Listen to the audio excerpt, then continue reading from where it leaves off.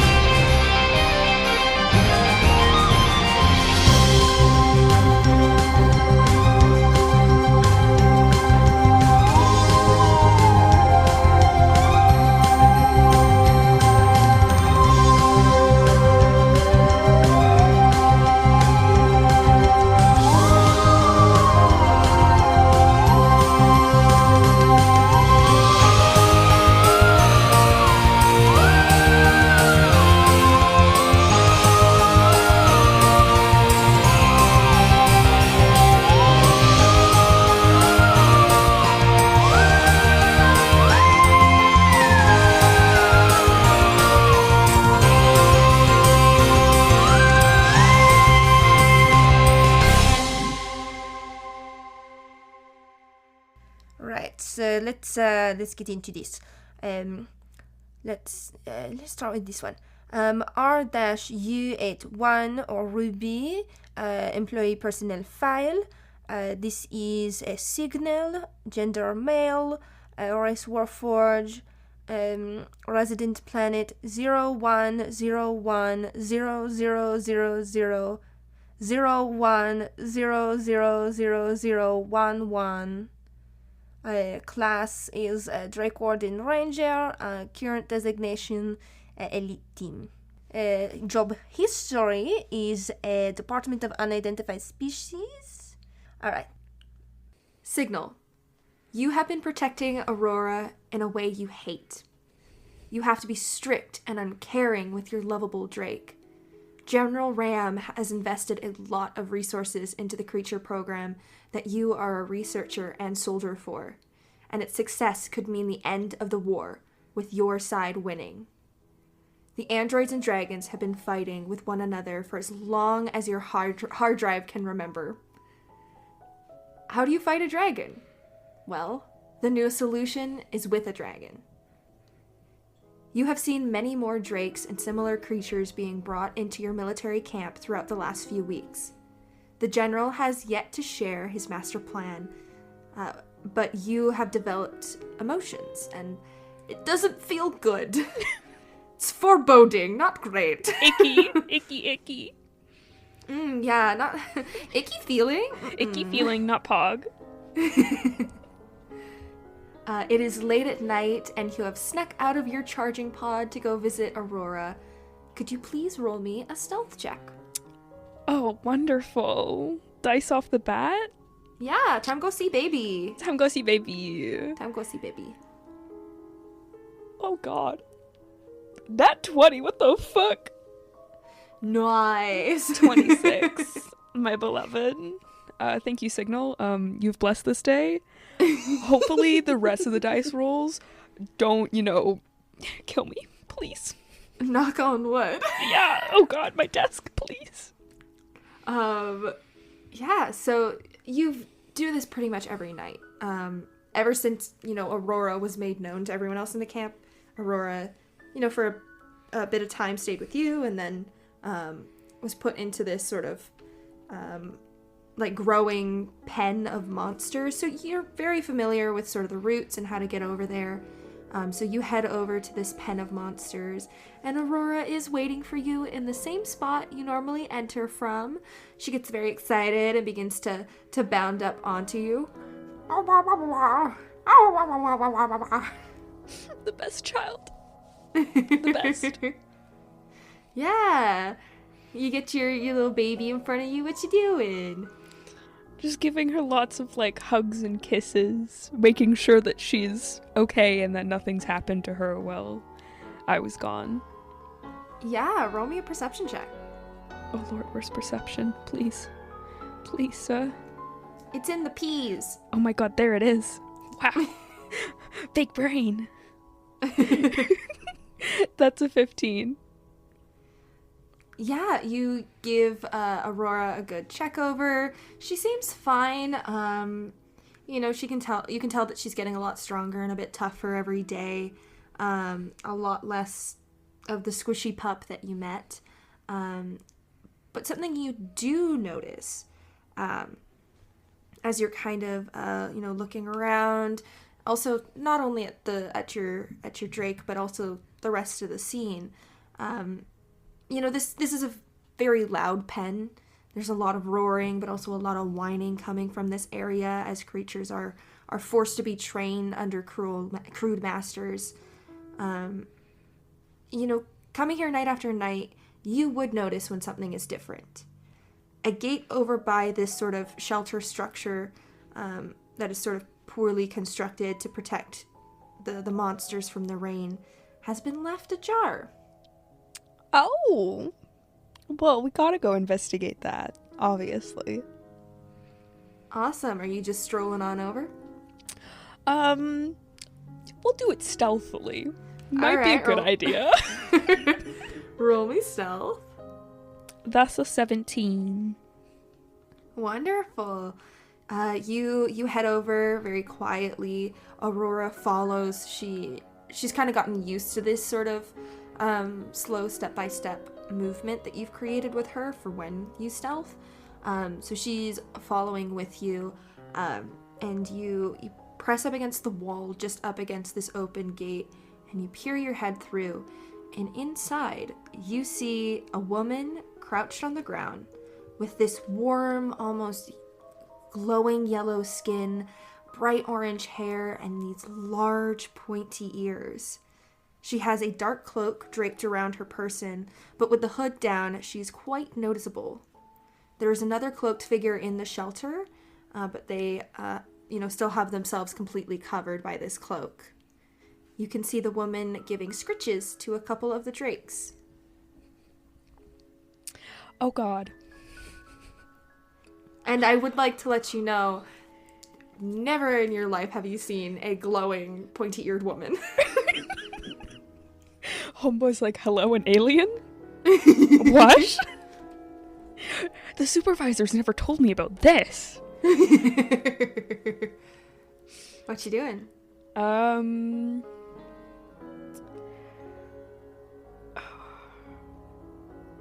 Is there a way for, Signal to just, I guess, scan them? More, I guess, investigate them without them knowing, I guess, of, seeing if they have any weapons on them and what their intent is to do with the little bean. Yeah, roll me both a perception and an insight. All right. Oh, that's a great perception check. She's a 9. She, loves me. Oh my god.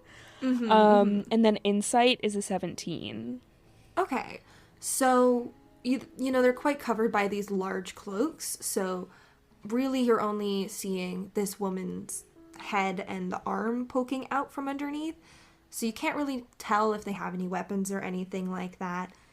Insight-wise, you see that these people are not acting cruel or anything like that to the drakes. There's the guy kind of standing off to the side, and he's observing it, and he seems to be sort of watching over the situation, almost as if they're sort of supervising and watching to make sure that this woman is fine. And the woman on the floor is absolutely in love. Absolutely, just you just hear her going, "Oh, who's a good little baby? You're a good little baby." Signal's like, hey, yo, wait, I do that. Is this a good person? Oh my god. Yeah, so you're not getting any malicious intent coming off of them. You're actually getting the opposite. Could Signal motion to Aurora to get Aurora to basically catch the outsider's attention and basically lead them away from the pen so Signal can talk to them both, without fear of any of his comrades or supervisors going, "Hey, yo, are those emotions, homeboy? What's that?" There's actually no one in this pen if you're like worried about like other soldiers being around, because these people are in like a secluded shelter. Okay. So they're not being seen. It's surprising, like, if you weren't in the pen and noticed that, like, this sort of door to the shelter was open, you would have never known they were here. So if you're wanting to come talk to them, this is, like, I just want to make sure to let you know that, like, this is still a good place. But if you want to take them elsewhere and outside the pen, you totally can. Okay. Oh... See, just wanted to make you clear. Yeah, no. See, my D&D brain is like this is unsafe. Mm-hmm. DM could roll bad thing for us. Oh no. Signal, probably, I'm still gonna go with the like leading them away. Okay. Just because I don't think Signal is confident enough in the fact that he's alone. Okay, yeah. So where exactly are you trying to lead these people? Is there like, are you taking them outside the camp? Like where? Outside the camp into like a more secluded, say like foresty area or something like that. Yeah, totally. There's sort of a forest off to the edge. So, what would this be? Because you're getting Aurora to do this, so Aurora would be rolling. Oh god, Aurora? Oh no. Sweetie? Right? Well, here, you can give Aurora advantage if you roll well on an animal handling check. Okay. In whatever I'm going to ask you to do with Aurora, because I still don't know yet. 16?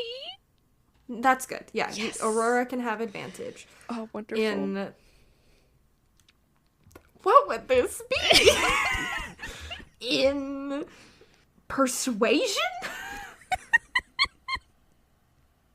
That's the best I can think of is like roll me persuasion with advantage. Okay. Well, the first one was a 6, so let's really oh my god. The next one was a 6. Okay, great. What are these dice? What's the total, or is there no extra to it? There's no extra, bro. Okay. So you send Aurora in, and Aurora kind of like I think in your mind you were thinking like, oh, Aurora slinks in, like blah blah blah. Aurora comes barreling in, fucking shoves this other Drake out of the way, rolls onto their stomach like, "Catch me." I want attention. Mom, it's my turn with the attention. And you hear the woman go, "Oh, you want some little scritches too? I can give you little scritches too." And Aurora's like, and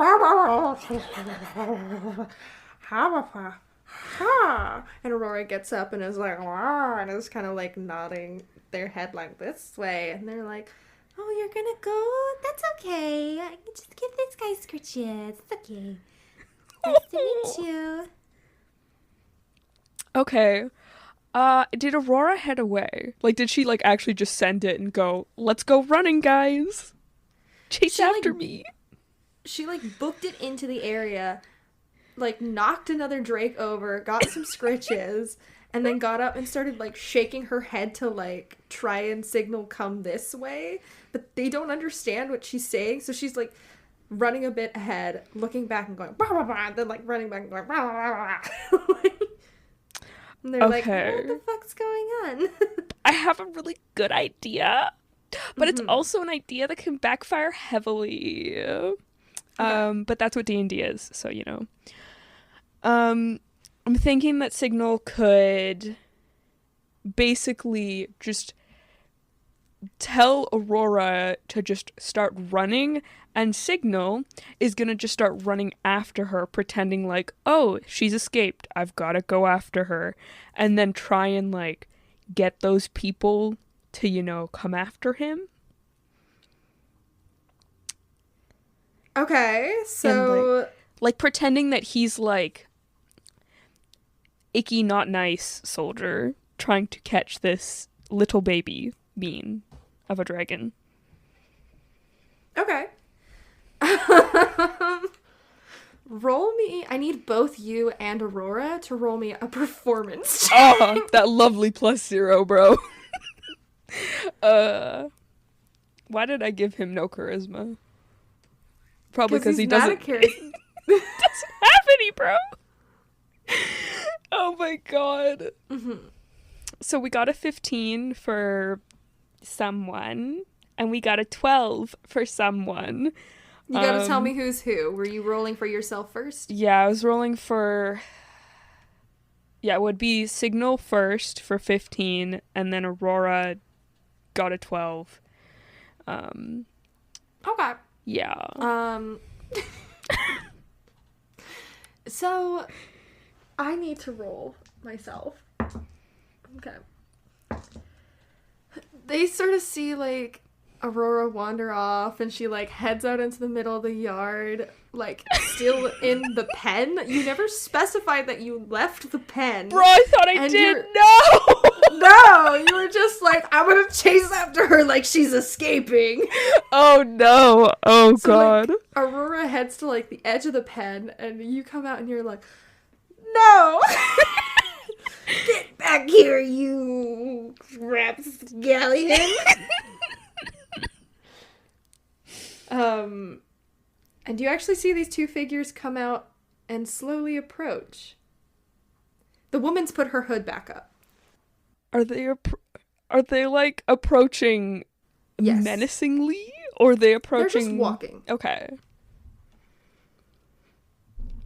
Like, you can't really see their face, so it's, like, kind of creepy, but, like, it's not like they're, like Like an they're eldritch just, monstrosity. yeah, they're just approaching. And you see this little yellowy orange hand pop out and give a little wave. Signal's brain is just, I'm so confused by these people. This doesn't make sense, broski. He'll probably try and keep the, like, bad dog, get inside the pen. The pen you're already in. He's got some brain cells, I swear. You're kind of trying to keep up the shtick, and the two approach, and you... Hello? Are you Signal? If that ain't the creepiest, hell nah, bro. Signal will probably have, like, the deer in headlights. He's like, oh god, and his eyes just go really bright like a deer. Yeah. In headlights. Oh, no worries. My name is Persenia. Nice to meet you. It's a lovely night spending time with, I believe you've named her Aurora? Signal is now going to, like, basically do the thing where it's like, you know, when you have the younger sibling, or like the person you're protecting, and you, like, put them behind you in, like, a protective... Yeah. Signal's just gonna do that and go, why are you asking? Well, I just read a bit about you, that's all. My name, like I said, I'm Persenia, this is Kaz, and Sort of points, and the cloak is peeled back a bit so you can see this guy's face, and it's this large man with bald head, gray skin, kind of tribal tattoos. you keep very tidy notes in your research. I hope you don't mind we copied your homework. Why? Why did we Copy. Oh, yeah. Well, we're cataloging these creatures you call drakes. We haven't had an opportunity to do so with your war going on. We don't mean any harm. They're very cute. Are you allowed to be in here? Has the general given you clearance? And kind of, she looks at Kaz, and Kaz still has this, like, blank face, and she makes, like, a little, like, I'm so embarrassed face. It's just like, Well, no, we haven't. We're not exactly from around here. But I don't think you want to really be calling your general over right now. Might be a little too emotional. At that comment, Signal just freezes and tries his very best to go into the I'm just a robot type face. No emotions here. Totally haven't gained like a consciousness or anything. I swear I totally don't have any thoughts. It's all head empty, guys. so you just kind of adjust your posture, and I'm like, oh, it's fine, everything's fine. Everything's fine. Do you want to know why we're cataloging these beautiful babies? That would be helpful. Well, it's reaching the climax of your war. Your general plans, and his plan does have a very high percentage of succeeding, but his plan will successfully kill a majority of organic life, making construct takeover only a matter of months. He'll use their own kind against them. When all threats are gone, the drakes under your control will then be eliminated. Insight check. Roll insight. Oh god. 17. She is 100% not lying. Everything coming out of her mouth seems like she believes it herself.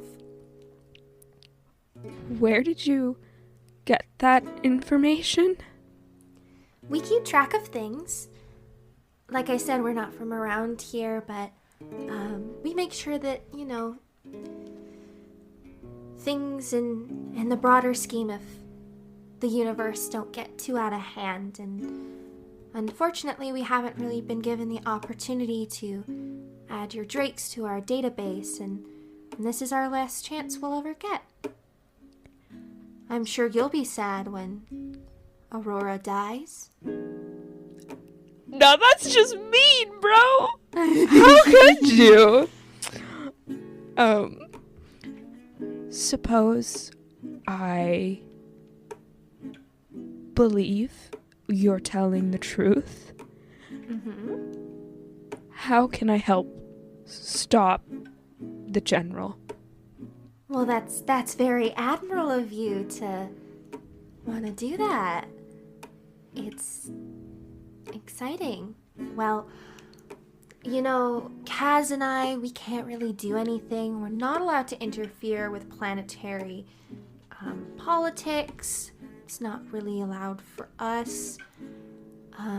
But since you're offering, if you let all of these drakes go, they might have a fighting chance. They'll give them more time to run. We can't stop the war, but you can prolong it. The war will never end. And if it does, another one will start up immediately. Wars don't end here. But we can try. Signal looks down at all of the drakes. And then he looks at Aurora. And then he looks back to Persenia and Kaz. And then looks back down at Aurora. Looks at the gate. And opens the gate and just motions to all the drakes to just run and leave. You see that a couple of them sort of sheepishly walk out, others are anxious to approach, and you see Persenia pull out a staff from behind her cloak, and she whirls it into the air, and sort of this gust of wind and lavender scent sort of begins to push these drakes to go through, and she sort of again casts more spells, and all of the drakes seem to get a bit more confident, and they start making their way out. Aurora is still standing by your side. Good. I don't think Signal could cope with the loss of Aurora, simply just would crumple. I think we need to run as well. That would be a good idea. Sirens begin to blare. I'm gonna need you to roll me an athletics check. Question, what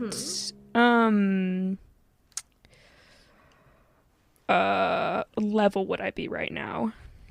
Oh, we can keep using the stats that you have right now. Stats that I have right now? Yeah. Okay. I'm probably okay. I'm gonna use Aurora as like a mount and just ride on her back like a horse, you know? But she's a drake, so it's a bit scaly, you know, rather than the horse. That makes zero sense. But it makes sense. No, it makes sense. It makes sense. You get onto Aurora and you start bounding off into the wilderness. Persenia, you actually see that she shifts her form to match a drake. Like, she changes. Druid's my beloved. I love them so much, bro. And Kaz is just bounding. He's just running. This big man running. Sirens are blaring. Soldiers are getting themselves together. Yeah, so did you roll that athletics check? Oh, shit. There, 1 second. 15. Right. Yeah. No, Yep.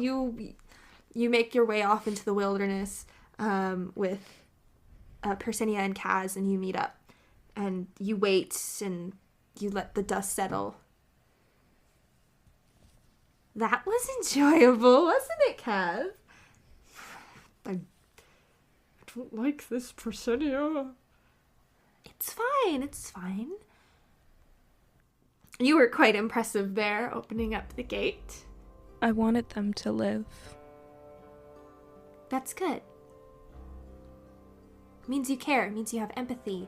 It means you love and you feel loss and you get to experience the world in a much more complex and beautiful way. Don't ever feel bad for what you did. Signal, he has like, because he can't cry because he's like Warforged, but he has like pretend tear ducts. And those are just like oil. Yeah. I mean, another way that I've heard it described is like they open and they start glowing blue. But oil sounds funny. Oil starts to well up, I'm assuming. Yeah. You get a little emotional, and Persenia wipes your oily tear away and then wipes her finger on the grass because it's oil. So, it seems like you're out of a job. Persenia, I'm just saying. He's out of a job. this is none of our business. We should leave. But he's out of a job. I feel like we should. Persenia, we can't just I don't like bringing up this card, but I am your superior, and you cannot say no to my authority out in the field. Just saying. You can lodge a complaint when we get back with Signal and Aurora. and makes like a real awkward smile. I'm just imagining that Signal sitting there like, damn, mom and dad are fighting again. And then Aurora's just like big puppy eyes like, I did nothing wrong. Stop blaming me. I'm just really cute. Come on. How would you like a job? You get to work with Aurora, and you get to see a whole bunch of other little amazing creatures, and you'll get to go and see so many more things.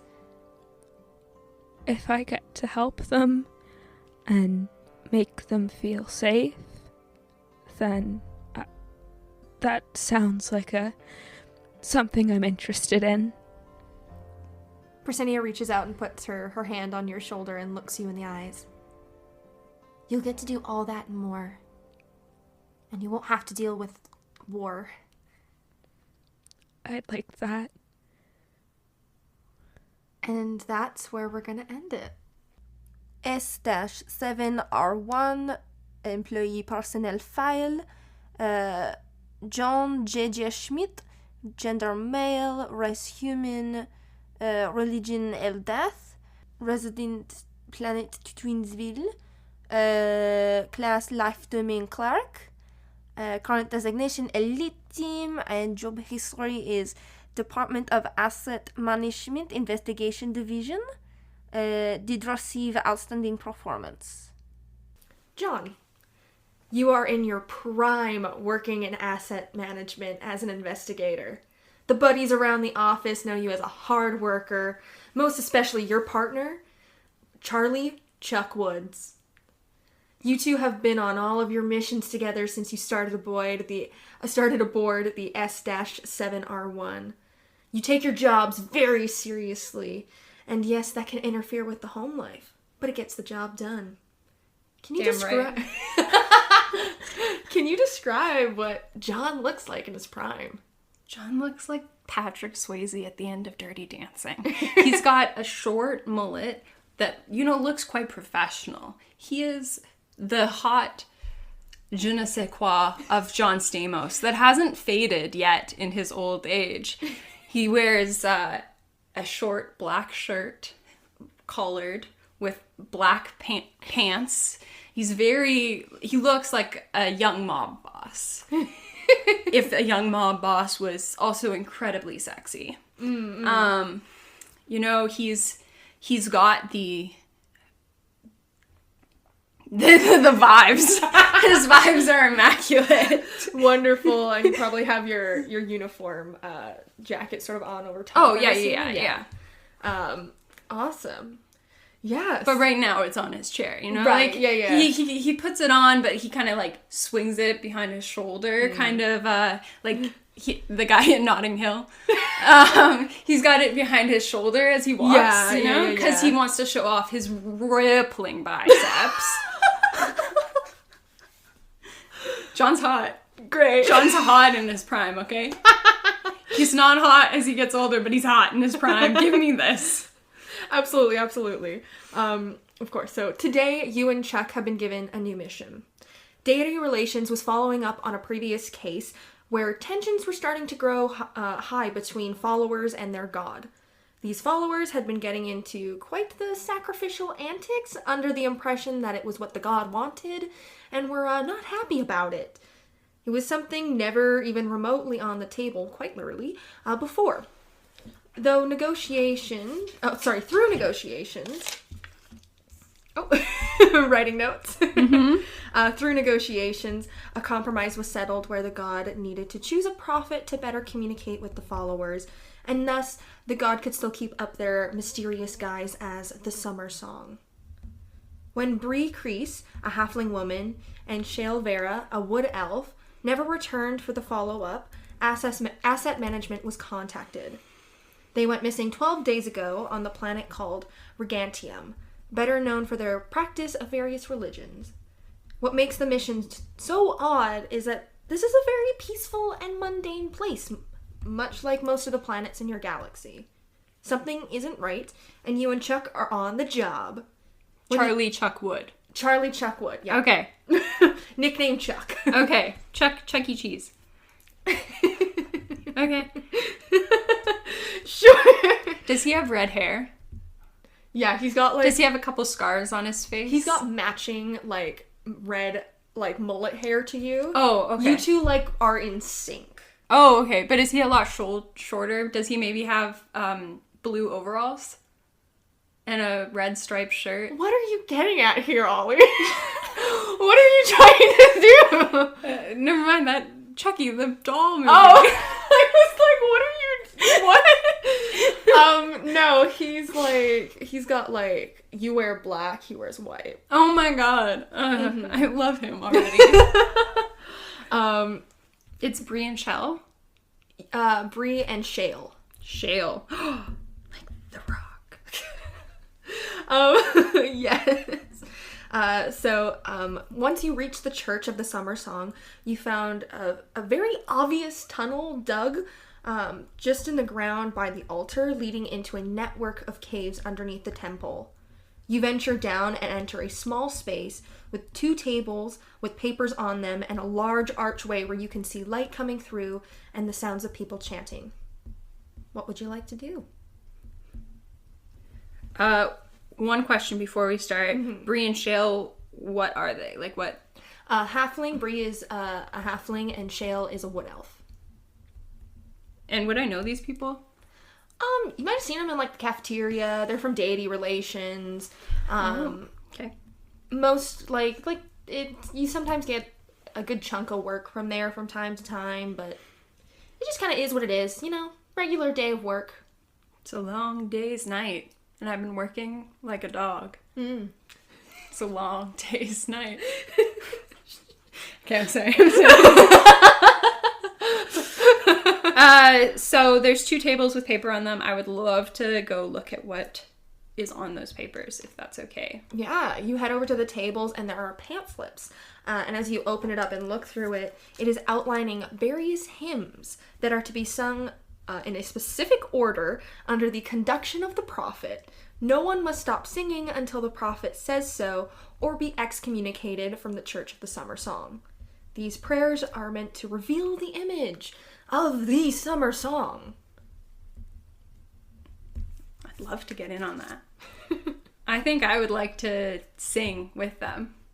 Is that soon? Does it have like a date? This is happening at 12:30 tomorrow. You can hear chanting going on already. Oh, can I slowly sneak up, looking and kind of peek to see? Because is that through the windows or is it? So there's, you've come down into this sort of tunnel room. There's 2 tables on the side, pamphlets on all of them, though pamphlets have been taken, very obviously. And then there's sort of an archway in the front of you. And you can see light coming through and you hear the chanting through there. So it's not like a window. It's just sort of like another archway into these caves. Okay. I would love to take off my jacket, stash it somewhere, grab a pamphlet for Chuck and I, and walk through the doors. Chuck's gonna follow your lead. Okay. He's gonna take off his jacket and be like, "You're so smart, man. You're so good looking. We're a great team, aren't we?" We so are. Oh, there's no homoerotic undertones in this interaction whatsoever. No, I love you, man. I love you too, man. Throws his jacket off. Bro pump. Like, Yeah. yeah. Yeah, let's do this. Okay. So takes the pamphlet, and you two, are you looking in first, or are you just like going in stealthily? Let's look in first. Okay. Roll me a perception check. Okay. I've got a +3. It's 5. It's so fun to look over the table and see what you roll. Okay. You look in and you're kind of looking around. You see like a bunch of people like kneeling around. I don't know, a bunch of other people. Not quite sure exactly how many. Are the people inside chanting as well? Yeah, so the people around, like in a circle, are chanting, and then there's more people in the circle that aren't chanting. Oh, okay. And that's kind of the most you see, just kind of peering in. I would love to open the doors in a way that guarantees maximum squeakiness. There is no door, but you can certainly, I don't know, stomp on it. Like I would love to come in. Okay, so I enter. I go, "Hey! I am so sorry I'm late, guys. I rushed here after work. I tried my best. But I am ready to start singing, bruvs. Ready to start singing. ready to start singing. Oh, yeah! Let's do this." And then I'd love to head over into the circle, try and scooch my way in, and start singing the words really wrong that are on the pamphlet. Okay. So you enter. I would just like to note for the podcast, Ashley did tell me that there was no way that I could do this really, really badly. So I'm just rolling with what I think will make Ashley laugh the hardest. Okay. Yeah, you come on in. Chuck's following behind you. Chuck. He's such your hype man. Like, he's in the back. I'm Chuck's hype man. Yeah. Chuck and I, peas in a pod.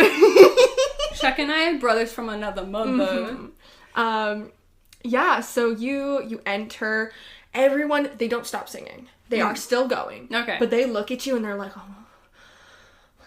what's going on? And they look to someone who's across the room. Okay. Who is drawing sigils on the floor. Oh. And they look over and they are looking at the two of you as you scoot in and start singing. And the people, like, you can see some people, like, are almost faltering a bit with what they're saying because, of course, like, yeah, you know, repetition, someone else throws it off. You're like, oh my gosh. Yeah, maybe they haven't memorized the lines either, and they're just kind of going off what the other people are saying. Yeah, but they are staying strong to it. Okay. They're still chanting. And as you situate yourself, you find that there's 12 tables in this circle. Okay. Each with a person manacled to it. That's not good. I would love to ask the people on the inside, is this consensual? Or, like, is this, like, a kink thing? Are you guys into this? I don't want to yuck your yum, but this doesn't... Coming from where I'm coming from, knowing the background, I just want to, like, as I'm singing, this is... So I'm going... Hi, are you into this? Is this something that you are into? I don't want to yuck your yum, but I know that this might be a bad situation. Is this a bad situation for you? You actually, you notice some of them kind of look at you and they seem extremely exhausted. And they just kind of look at you with a bit of pain. But you do hear one of them, it's a halfling woman in the Cosmic Coalition uniform, and she's struggling, and It's Bree! Yeah. Oh, shoot. And she's struggling against these chains, and she's like, John, Chuck, thank, not the summer song. Shit, man, shit. Bree, how lovely it is to see you. I always miss you in the cafeteria when you're gone. This is not consensual, John. It's not consensual. In that case, I would love to cast spiritual weapon on the sigil maker. Okay. Like all the sigils first. Yeah. Like just a massive light source going down and burn all the sigils that he's drawing. So spiritual weapon are a bunch of like little, like it's not a beam. Ah, dang it. A floating spectral weapon. Yeah, so it's like you get to choose what it looks like. Okay. But they're like little mini, depending how many spiritual Okay. weapons you bring about. Okay. It's a bunch of like mini weapons. Okay, cool. So what do your spiritual weapons look like? I'm thinking that it has, so it looks a lot like a marriage paper. Okay. like it looks a lot like my marriage license, but it's got like a couple like eyes on it, dotted, like one that looks a lot like, you know, like my mother-in-law, one that looks a little bit like my wife, a couple like little ones, you know, and it's all and a couple mouths, but the mouth is just one mouth going, this is not okay. You have messed with the wrong deity. I'll mess you up. And then it, you know, as it floats over. yeah, and through the eyes it burns. I see. Okay, yeah. So let's roll initiative. Okay, great. 16. I did not roll well. Great. Yeah, so you get to go first, and you get to attack with your spiritual weapons. Okay. I was just gonna do, because I'm just trying to get I'm just trying to get the papers first. I wasn't trying to get the person. Oh no, they're drawing like with chalk on the floor. Oh, okay. So I'll mess up the floor. So your spiritual weapons, they can only attack a person. Okay, I'll attack the person. I'm sorry. It's all good. Don't worry about it. Okay. So it's 1d8 plus 3 though.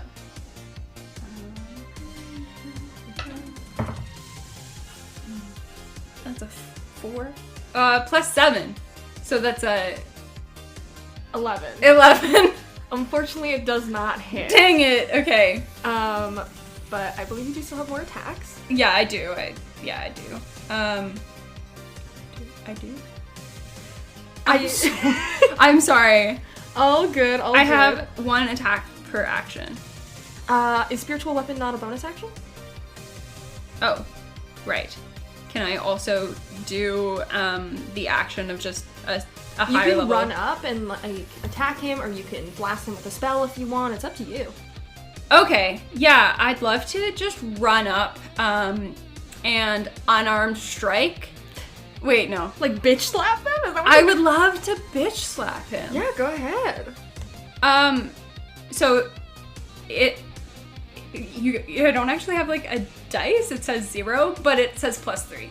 So it's 3. Oh, yeah, so you're gonna roll and then you're gonna add plus 3. Yeah, but okay, maybe a mace. Because Hold on. It says 0. You have -1 strength. Yeah. I just saw that. So you're gonna roll, add. Maybe this is a bad idea. This is a bad idea. We're going back. I'd love to cast Guardian of Faith around the people in the center, like near the people in the center as well.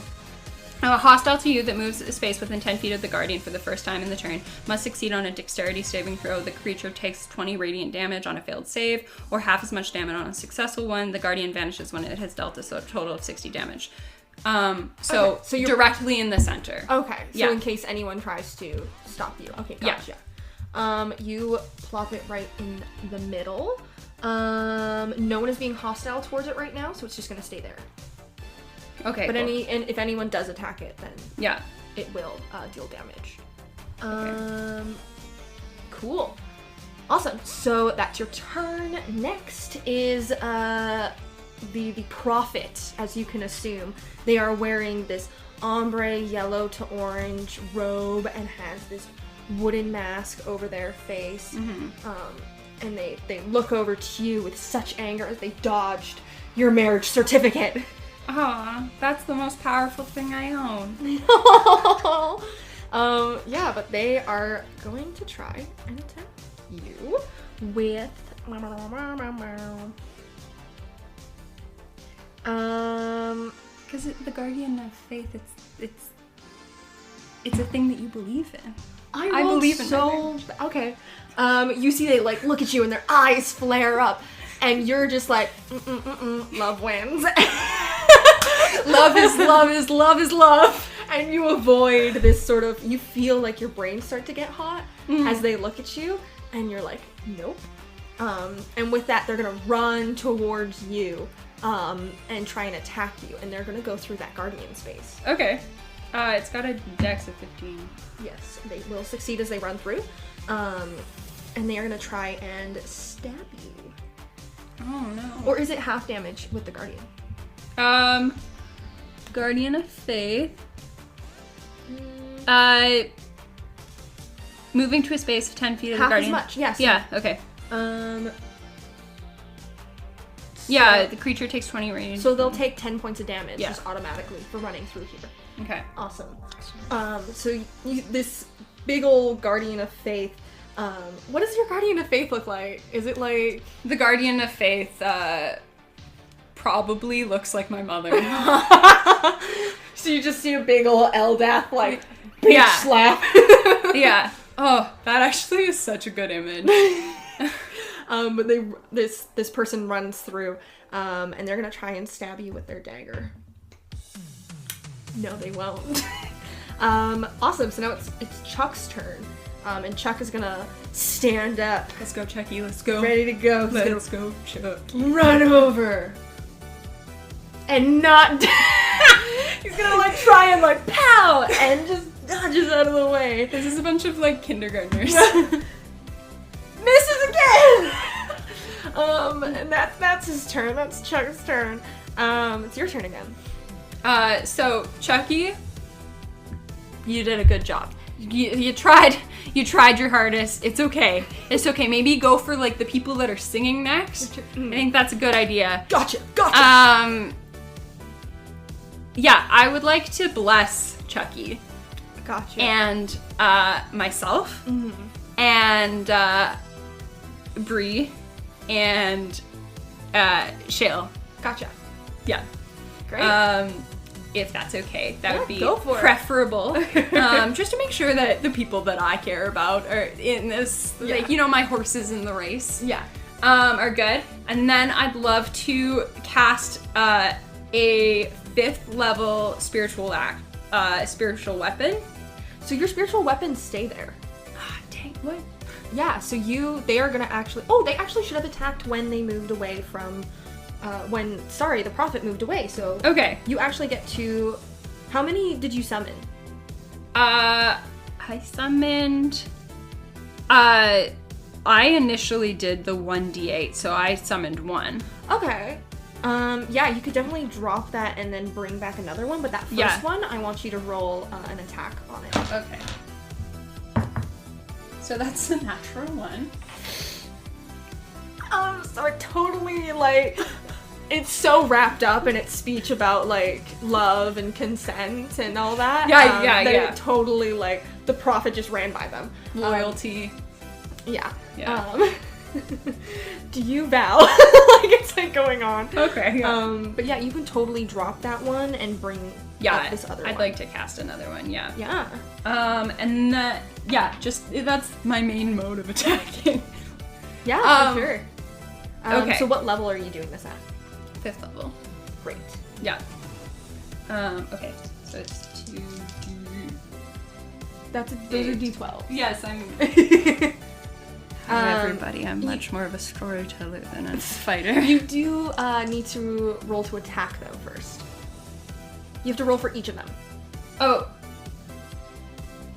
With the d8. No, with roll, the D20. Okay. 14 14 will hit. and 7. Cool. Plus 7, so 14. So 14 was actually a 20. 14 plus 7 is a 21. 21. It hits, It hits, and then regardless. the other one is 14. Yes, so Yeah. they both hit. Okay. So now you're gonna roll your damage. That's Okay. Both of them get 2d8 plus 3. Yes. So an 8 and a 7 plus 3. So that's 15 plus 3, which is 18. All right. And then the other one is an 8 and an 8 plus 3, so that's 6. That's 19. Takes a bunch of hits from your spiritual weapons. Yeah. They are still like trying to keep focused on getting you guys out of the way. But they're still up. That's your turn? Yeah. I think that's all you I'd love to like check out the singers if they're still singing, if they're looking concerned. roll a perception check. Okay. Perception. I have that's a 17. You notice that they are still going and they're like looking like, holy shit, what's happening? Like it's like they're very focused on still singing. Okay. But they do seem like, oh my gosh, what's happening? Okay. Awesome. So you so it's your turn, it's now the prophet's turn. They look at you and they turn to Chuck. No. No. Not my baby boy. Um You ain't hurting my baby boy. They look and their eyes flare up once again. I do have bless on Chuck. You do have bless on Chuck, but this is not a saving. So they do hit Chuck. My boy. Okay. Chuck is badly wounded just from this first attack. Oh no. Second attack, They are going, you see them start to rage fire in their hands and blast it off at Chuck, who is heading towards these 12 tables to deal with that situation. If you kill Chuck, I will cry. I will cry at this table, Ashley. I will I'm not afraid. I met Chuck 2 minutes ago, and honestly, if anyone tried to hurt Chuck, I would kill them in bed myself. Chuck has to make a dex save, which he gets an extra d4 too, nevertheless, which is not going to help anything. He has gloves. Chuck, he goes down. Fully? He's down. He's out. He's dead? He's at 0. He's at 0. Oh, okay. It's not your turn though. No. It is Chuck's turn. Oh, no. And I'm just gonna be rolling back here to see what happens to Chuck. No. It is now your turn. You have this person right in front of you. So if you move out of their space, they will attack you.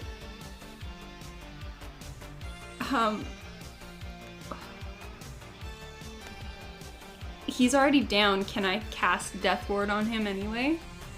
It's an action. Yeah, you would be using your action to do that. Yeah, that's okay. I've got bonus action on my spiritual weapon. I don't really have anything else to do. Yeah, you can cast Death Ward. Oh, but I also want to fuck with mess with the You can kiddos. swear. Okay, I want to mess with the people in the circle though too. You can definitely mess with them. Okay. Can my spiritual weapon be like annoying them? Like, is that a thing that they can do? No, they're just Okay. attack. Can they attack one person? You can certainly target someone, yeah. Okay, that's a bonus action. I would like to target one of the singers. Okay, cool. Roll to attack. Okay. It's a 12 plus 7, that's a 19. 19. That will hit. Do you want to roll Okay. for the other one? Sure. Oh, can I roll to, can they attack 2 different? Yeah, totally. Okay, so one is attacking a person and one is attacking the The prophet? prophet. Okay, cool. So roll the damage on the singer first. I don't want to hurt them. I just want to get them to stop singing. That I just got a 9, so I'm assuming this is the wrong. Oops. So that's a 7. No.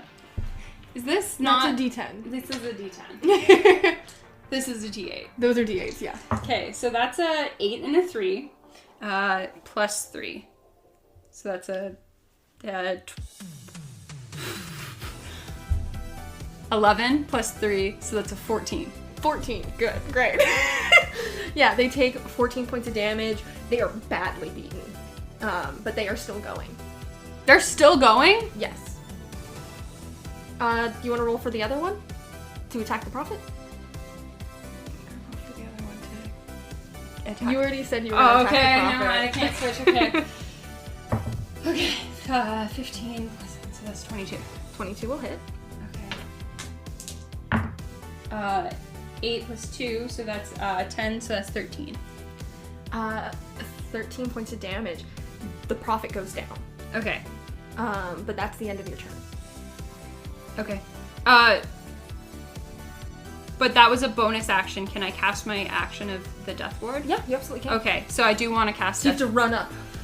Okay, I'm fine. I'm run over. Then I may as well do. No, I'm gonna do Death Ward. Okay, yeah, it's just touch, so you have to run over too. Yeah. But I run over, I like skid. I go, Chucky! Chucky! Are you okay, buddy? Oh, you can't hear me. Oh, CPR is no good. I'll like Fredo kiss him. That's my touch. I Fredo kiss him. you Fredo kiss him for Death Ward. Yeah. Awesome. You cast Death Ward. And it holds. Mm-hmm. You see, he brings him back to 1 hit point. He's like, Oh, Chucky. Oh, Chucky. John! John! I almost lost you there, buddy. You got this. It's okay. It's okay. You see, the chanting does stop because they're like, holy shit, what are we supposed to do? And one of the followers runs over to the prophet and is like, no, and brings them back up. And they're like, oh, you've ruined it. I've ruined what? You've hurt my friends. I'd like to please get my friends out of here now. I'd like to go over there and try and start ripping the chains out with, I don't know, a lockpick. I assume I have a knife. They're gonna try and just stare at you once again, and their eyes will flame, and I was raised in a Christian household. Your judgment does nothing to me. That's too real. I have a mother-in-law. You're gonna take 11 points of fire damage, but they're really not moving. They're like, you ruined it. We've been working on this for 12 days and 12 nights. Like, we've been chanting for so long, we're gonna get excommunicated. I feel like that's gonna be better for you, my friend.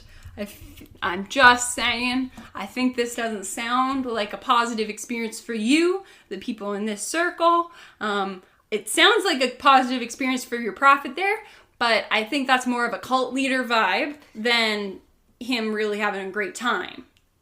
You know what I mean? I don't think this is like mentally healthy for him, but I do think from a power perspective, he's probably enjoying himself. You got really philosophical, like, really quick, but nonetheless, and sort of Bree stands up and is like, that son of a bitch fucking wrapped us into their ritual! They were gonna tear a hole through the fucking multiverse! That sounds like it would be interesting to see, but very glad it didn't work. Do you want to mess them up? Do you want to get out of here? We gotta take them back! Oh, okay. Or else they're gonna keep doing this shit. I'm literally just here for asset recovery. I'm here to get you back, so... Well, we're taking them back too, so you can take us with him. Or them. I don't actually know. Sir, what is your... hello, prophet. What are your pronouns? Rip off their mask. She, her. And you see this turquoise tiefling with long, curly, forest green hair and these horns that... curl up and around. I don't respect you, but I respect your pronouns. Ma'am, you're gonna come with us now. But what about the prom? But we're supposed to see the summer song. Oh, shut it. It was never about the summer song! What was it about? I'm actually... What was it about? Was it the power thing for you? It was the power thing. Oh, it totally was. See, I wasn't getting excessively philosophical. Well, it was just, I wasn't expecting that sort of reaction, alright? Listen, it was supposed to have the whole ritual, 12 days, 12 nights, recited, blah, blah, blah. What happens when No, continue, sorry. Oh, do you want to know the full deed? I can give you... I mean, we can start walking back. I have a feeling that I'm kind of, This is Cosmic Coalition shit, isn't it? Yeah. Hey, Chucky, you can go grab our uniforms, if that's alright. Thanks, buddy. Thanks, buddy. I can grab my uniform, put it on. Yeah. Can we get your handcuffs, bud, so we can handcuff? Oh, yeah. I mean, they're this is pushy shit. They're not gonna do anything. Alright. Grab my handcuffs. Yeah, grab my handcuffs. But we'll handcuff them. Yeah. And be like, you're all gonna die, by the way, as you guys sort of walk out of the tunnels, and they're like, oh! Yeah, death comes to us all. Right, so, I guess the plan, because you guys are going to get it out of me anyways. Right, 12 days, 12 nights, chanting, from 12, people singing around, 12 unwilling souls, who are going to be gifted, sigils on the floor, blah, blah, blah. Basically, everyone was going to get consumed by a gateway, that was going to open, yeah, it was gonna... All lyrics from old, present, and to be were going to culminate in one place, which also includes, like, magical limericks.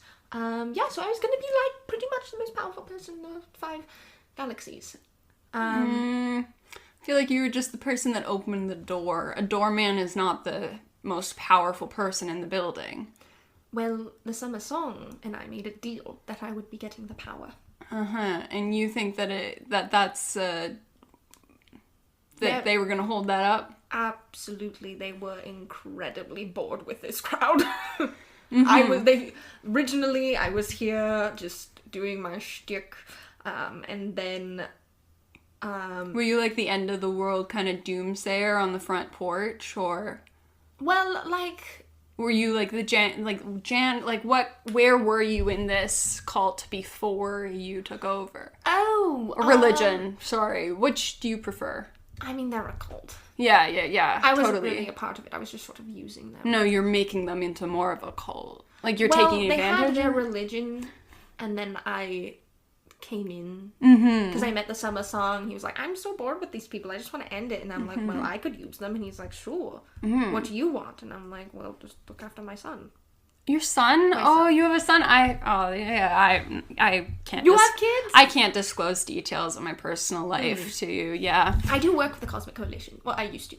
Oh, really? Yes. Interesting. That's why I know all this. What subsection? I'm actually from Jiva. Oh. I'm not from Stry. Oh. Okay. And so why did you come over here? Because it's incredibly boring and nothing happened, so there was no one to stop me. Oh, well, I mean, just because it's boring doesn't mean we don't have bureaucracy and things to stop you. Clearly, I wasn't betting on that. Yeah. Is your son here? Like in this universe? He is. Yeah. How old's he? He's about 9. Oh, that's a great age. Yeah. Yeah, totally. Did you get him enrolled in like one of those Montessori schools, or like I know like it's I don't know. Are you like a hands-off kind of parent, or you know? They're somewhere safe. Oh, okay. You don't want to, yeah. No, I'm not going to disclose my information of where my son is. Oh. Because I have a feeling I know what's going to happen next. What do you think is going to happen Well, next? I just tried to destroy the universe, so the elite team's going to come in. Yeah, but don't you want like your son to get taken care of? Like we're boring, but we're not monsters. We're like, just because we're gonna put you in jail doesn't mean we like punish your son. Like the sins of the father shouldn't be wiped, like pushed onto the son, you know? Your mother. I've already said enough. Okay, you know what? Yeah, sure. I'm sure it's all on your file anyway. Probably. Oh, what's your name anyway? Faith. Faith. That's ironic. Or fitting. I feel like I pushed you too far asking about your son. I get it, you know. I'd do the same thing. Anyways. Okay. Faith, sorry. We had this lovely chat and I messed her all up. Like you said, the sins of the father get pushed onto the son. Ooh, damn. Sounds like some backstory stuff we maybe can get into In the office, yeah. In the office. Right. Well, let's go. And you're like, all right, yeah, let's do it. Yeah, so I'll lead everybody out. Back to the Cosmic Coalition, get Faith processed and everything. Bree and Shale are my main mission. Just getting Yeah, them back, you bring her so. back. They bring Faith to deity relations, and then there's a whole process, and the elite team comes in. They realize, oh shit, that wizard from Jiva did send someone through. They didn't stop it in time. There's a whole thing that they were dealing with. So they thank you for helping the elite team out. Yeah, but it wasn't just one person. It's also the son that they sent through. They are gonna. I just want to give that information to them. Yeah. They're gonna be looking into it, try and figure out where the son is. Okay, just make sure that kid's taken care of.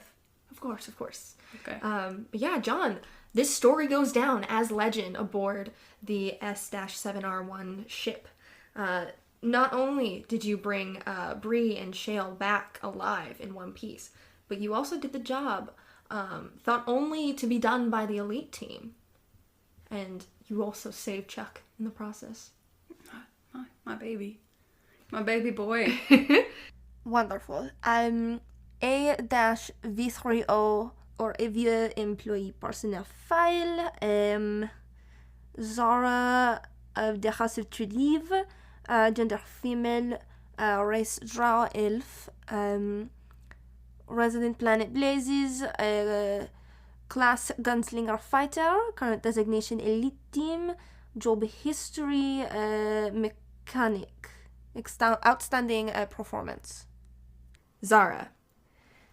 The A-V30 ship is under attack. The starboard side of the jellyfish has been breached by incoming missile attacks after the shields were hacked and disabled. Any further damage will go unreported as system communications are down. Your enemy is unknown, but if you don't regain technical control of this ship, it will go down. You need to get comms back up so strategies can be reported across divisions, and that can only happen with the shields active for safe repair. You make your way to interplanar relations, knowing that there is a control panel in Maximus Dio's office. He always complains about the space it takes up. Red lights are flashing and emergency sirens are blaring as you run through the hallways carrying your heavy equipment and oxygen tank. You find the doors airlocked shut, meaning the room has been damaged and the vacuum of space is sucking the air out. You have your gear. Are you ready? Yeah, I suppose I am. So Zara's just going to kind of take like a deep breath in and kind of reshuffle her gear a little bit, double check that, you know, like her gun is secured in its holster at her side, and that her oxygen tank isn't gonna like fall off her shoulder or anything. And then kind of shake her head and just be like, well, now it's now or ever, I suppose. So, gotta get those back up and running. Let's go. And kind of like give herself that pep talk in order to get her moving. Yeah, kind of put on her oxygen mask and step in. Awesome. I bet you weren't expecting this, were you? Oh no, definitely not. I'm just my heart is racing. I'm just like, oh my gosh, You smack the button against the door to allow you to enter in, and the doors immediately shut behind you. Inside, you find desks, tables, and chairs being sucked against the wall. Presumably, that is where the hole is. In your helmet, there is silence, but the scene as you look towards the back right corner is chaos. You see your family friend, Maximus Dio, fighting off two large figures in spacesuits. In spacesuits? Oh. Yes. Okay. Okay. So, sorry. Right now, currently, the hole is technically covered by debris, correct? Yes, there's still like a bit of pull, you can feel it, but there is no immediate threat of you being sucked out into space at the moment. Okay. Zara is going to kind of like quickly assess the hole, gauge that probably safe to help out Fred first, because dear gosh, that's not fun odds. And pull out her gun and just yell duck and take a shot. Awesome. Roll me an attack. Okay. And which one are you shooting at? There's two of them. I'm gonna shoot. Is there like one that's specifically engaged with Maximus? They both are. We can say like the one on the left or the one on the right if you want. Okay. I'm gonna say, considering the fact that Zara's probably left-handed, she's gonna go for the one on the left because that's gonna be an easier shot for her. Awesome. Okay. So first attack with her handgun is going to be a 21. Awesome, that'll hit. Okay, and then it's a D10. Where's my D10 here? Oof, there it is. 6 plus 5, so 11 for the first shot. Nice. And then second shot, I'm gonna go with the handgun because I don't think I have my rifle on me at this point. It's going to be a 29 to hit. Jesus, yeah. That's great. Yeah, go for it. And that's another 11 points of damage. Awesome, yeah. You yell duck. Maximus, as soon as he hears your voice, he's like, I know what's happening. And then just bang, bang. Yes, absolutely. Drops to the floor. You shoot this guy, or girl, or non-binary, but you shoot this big person, and they sort of take it in the back, and you can see it does press through their spacesuit. Yeah, so one of them turns around and looks at you, and you hear, Kid, don't worry about me. You need to get the shields back up. Well, I don't know about that, but I don't like the fact that these odds ain't very fair. So why don't you find some way in order to maybe even the odds, and then I'll worry about that, okay? Saving me won't matter if we all die, Zara. Go do your job and I'll do mine. And he kind of starts, as he's on the ground, he kind of rolls and starts pulling the fight in a different direction to allow you passage. Zara's just gonna kind of try to line up another shot and then sigh. Be like, you better not die on me, otherwise I swear I'll bring you back and kill you myself. You got that? And don't worry, I got more business with your grandma.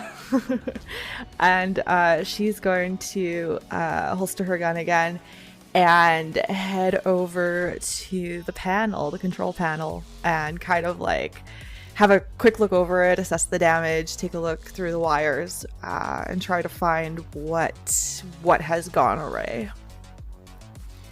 You can see that there is just a whole jumble of mess in here. Whatever electrician put this together did not do it politely. Lovely. So it's a bit of a mess sort of sorting through it, but eventually you do see that you can redirect the power from various departments to shields. And that's kind of the biggest issue, is that there's not enough power because of the breach on the starboard side. Okay. I would like you to make me 3 skill checks to put this back together. So you're going to be rolling sleight of hand, add your proficiency bonus as well, so at a double. Okay. So yeah, the whole time Zara's going through this, she's just like, dear God, I swear, if I make it through this, I'm gonna rewire this damn thing to be a whole lot better. So the first sleight of hand is going to be a 23 plus my proficiency, which is 4, so 27. Awesome. Yeah. And then second one is going to be an unnatural 20 plus 4 for my proficiency, so 24. Awesome. And third is going to be 18 plus 4, so 24. Is that right? 20. No, that's 22. 22. I was like, wait a second, math. Yeah, awesome. You're able to quickly rewire this, redirecting power to the shields. And you can sort of, as you kind of look outside, and there are some windows looking out into space, you see this octagonal pattern sort of start to shimmer around the ship once again as it's starting to reboot up. So it's kind of phasing in and out. Okay. So, taking a look at that, I'm going to assume that it's probably not quite enough. Correct? Eventually it will be. Okay. It takes a bit of time to reroute, and then also for sort of the control hub to see that, oh my gosh, we have power again. Let's get it going. Reboot the system. Get it up as fast as you can. So obviously, because you can see the octagonal pattern, they noticed immediately that there was now power toward shields, and that they're rebooting it again. Okay, sounds good. I'm just going to quickly double check that I didn't like accidentally pull out the power to comms, because that's the whole point of this. And knowing me, I probably might have done so in my, flurry of panic. And With your rolls, no, it's fine. yeah, I figured, but she'd still double check regardless. Yeah, and and then turn around to Maximus and just be like, all right, sugar, I got this back up and going. Let's take care of these fuckers and get on moving. And pull out my gun again and see if I can get a shot on whoever is the easiest to take a shot on. Yeah, awesome. So it would probably be the other person, the way that they've shifted now. They're over by the desks that are plugging up the hole, and it's sort of they're kind of flanking at the moment. So you have someone's back towards you. So it would probably be, we'll say the one you didn't shoot. Okay, sounds good. You said that they were flanking, so Maximus is like right between the two of them. Yeah, he's in the middle. Ah, crap. Okay. That's fine. Are they carrying like any kind of weapon at all? The one with the back to me? Yes, you can see that they're both of them are carrying these long staffs made out of metal that are vibrating and sort of fizzling with electrocution coming off of it. Okay. All right then. I'm gonna take a shot at the guy with his back to me, but I'm gonna do a disarming shot and specifically go for the weapon he's holding to try and make him like either lose grip on it or drop it. Sounds good. Okay, so that's going to be 13 plus 11 to hit, so 24. That will hit. Okay, and then he needs to make a Constitution saving throw of a DC 17. He will fail. Okay, awesome. So... Oh, pardon me. Sorry, it's supposed to be Strength, not Constitution. I was looking at the wrong... Either way, he'll still fail. Okay, so then he has to drop one held object and is pushed 10 feet. Sounds good. So you disarm him. The sort of electrocution rod drops out of his hand. It rolls, and as he's sort of pushed 10 feet, he rams right into the desks. And as he's kind of in this position now, he grabs, you can see he goes and reaches for Maximus and grabs for kind of the scruff of his button-up shirt. And he grabs him and he rips open one of the desks and chucks Maximus out. But not before Maximus grabs him back and takes him along for the ride. And you see both of them shooting out into space. Can you roll me a perception check? Oh gosh. Okay. Perception. 9 plus 7, 16. When you first entered this room, you saw that Maximus was this sort of blue and dark violet color. You've gotten to know Eladrin's a bit more as you've gotten to know Maximus. When you first met him, he was this very summery orange, yellow visage, and he was very icy when he was first in here when you entered, and that sort of indicates contemplation and distress. As he sort of shoots out into space, you see a small smile grow on his face as his skin glows a warm autumn orange. He's at peace. You still have an injured enemy in front of you. What would you like to do? Well, he may be at peace, but I sure ain't. I How injured does this other guy look? You shot him. Well, I mean, like, is he like kind of hunched over a little bit, or is he like still?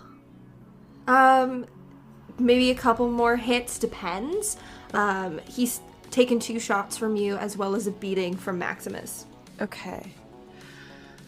Can I do a really quick look around the room and see if there is any kind of like cable or rope or something even that I have on me that could potentially like be secured to... I would definitely say you probably have something in your tool, a belt or bag or whatever you've decided to bring all your tools in. Like, you're very prepared. You know that the ship's been damaged and that there are holes. So I would say you probably would have prepared for this. Okay. I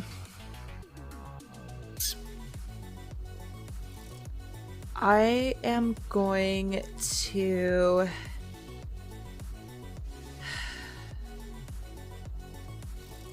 Gosh, what am I...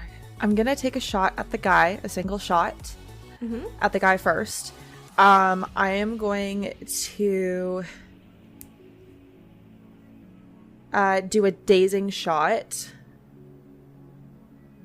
so that he has disadvantage on his next attacks. And just in case... That's a nat 20. Oh! Hey! Nice. Okay, that's cool. So double dice. Come on, don't. Oh, okay, bye. Just my dice running away from me. This is fine. Did we lose one to the void? We lost one to the void. It's fine. I got my other set here that I can quickly grab. Ooh, okay. So 10, 16 plus 5 is 21 points of piercing damage, and he needs to make a Constitution saving throw of 17. And he will not pass. Okay, good. Yeah, so he now has disadvantage until the end of his turn. And then with my movement and my bonus action, I'm going to pull out, I'm going to probably say it's like a rope from my pack. Does the electrical stick look like it would be long enough to like spread across the hole? Kind of act as like a secure kind of place. Like a rail? Yeah, kind of like that. An electrocuting rail. No, I would say it's not long enough, unfortunately. If there was something else on the other side, like if there was... Like, there's quite a few desks and chairs around there. Yeah. I was just wondering if that was going to be enough, but I'm going to just, like, make an... It would be enough to put a rail in the hole that's now been exposed. In the section of the hole. Okay, because, like, what I was thinking is picking that up as I'm running, tie the rope around it, kind of, like, lay it across the hole as I jump out and try to grab Maximus. Oh! Unfortunately, cute. I love it, but we're trying to keep you alive. This is a one-shot. I know, but it's fine. Yeah, it doesn't reach across. It would be able to create it as a barrier against the wall and the desks that are there at the moment, but if someone took the desk away, dead. Yeah, that's fair. That's why I was like, I'll give him disadvantage so that he can't do it. She would still, like, kind of run over, kind of assess, and realize that there's probably no way that she could do it. Because, like, even if she were to tie it around, like, a leg of the desk or something, it still wouldn't. Is that your turn? Yeah. Awesome. That she's just heartbroken right now. Yeah. You run over, you sort of stare at the scene as trying to assess the situation, and from behind, he's gonna attempt to hit you, but with disadvantage, and that will not hit. You sort of duck out of the way as they try and make their first hit. Again, does not hit again because they're at disadvantage. That's their turn. What are you doing? Okay. I think at this point, Zara is just like so pissed off. She's gonna kind of turn and take 2 shots against the guy Awesome. that's still Go for it. attacking her. So the first one is 10 plus 11 to hit, so 21. Mm-hmm. And second one is going to be 28. Nice.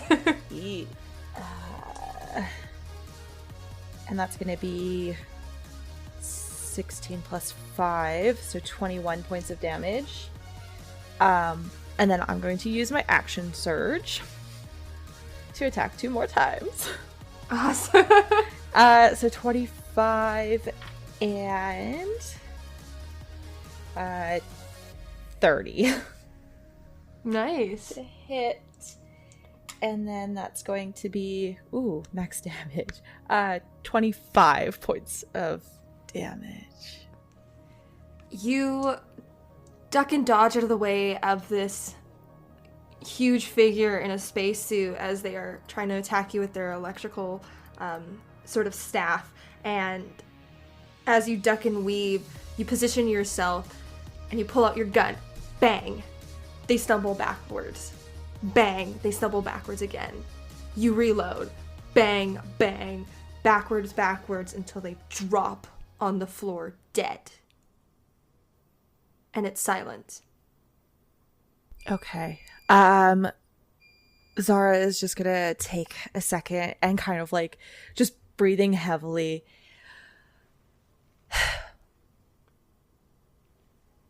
Well, I suppose this isn't going to be the best situation.